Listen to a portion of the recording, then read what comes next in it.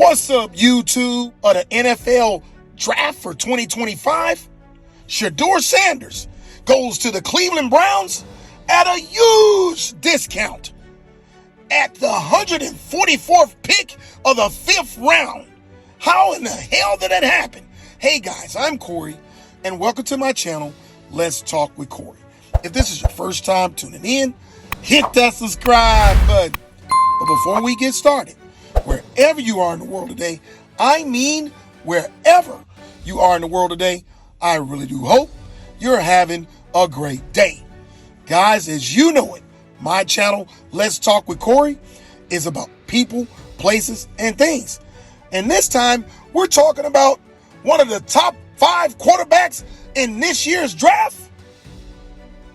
Didn't make it in the first round, didn't make it in the second round, didn't get picked in the third round, falls all the way to the 5th round at 144th pick. Shedeur Sanders, which became a huge discount for the Cleveland Browns. This man has everything to prove when he gets to Cleveland. Cleveland Brown makes major Shedeur Sanders announcement. The Colorado quarterback is officially a Cleveland Brown. Colorado quarterback Shedeur Sanders, predicted by many as a top 2 quarterback in the 2025 NFL draft and a surefire first-round pick, has a home at last after Cleveland Browns ended his slide on Saturday. The Browns took Sanders in the 5th round at the 144th overall pick in one of the most puzzling sagas in recent draft history. The Browns officially announced their selection of Sanders in a social media post on X. Sanders was frequently connected to the Browns in the pre-draft process, and now Cleveland gets a first-round talent on a 5th-round contract. Good Lord. Pennies on the dollar after selecting Oregon quarterback Dillon Gabriel. So now imagine this. Dillon Gabriel is on the same roster as Shedeur Sanders, picked ahead of Shedeur Sanders, he came off in the 3rd round. So it was widely assumed that the Browns was out of the running for Sanders. But the Colorado quarterback found his way to Cleveland. According to Spot Track, Sanders' contract would have been valued at around, if a 4-year deal, worth approximately $46.5 million. Hit that subscribe button.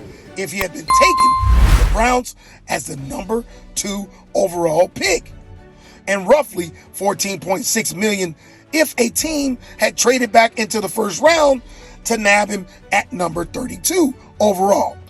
Instead, Sanders' 5th round deal is estimated at $4.6 million in value, about $1.1 million in an annual salary.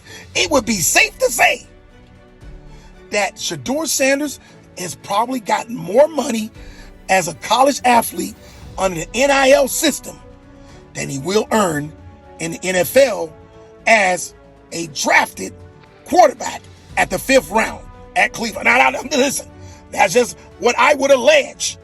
And I would assume that is just my opinion, and my opinion don't mean nothing.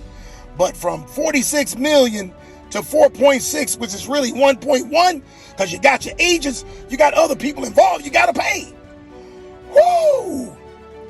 The Browns now have 5 quarterbacks on their roster who are set to be under contract in 2025.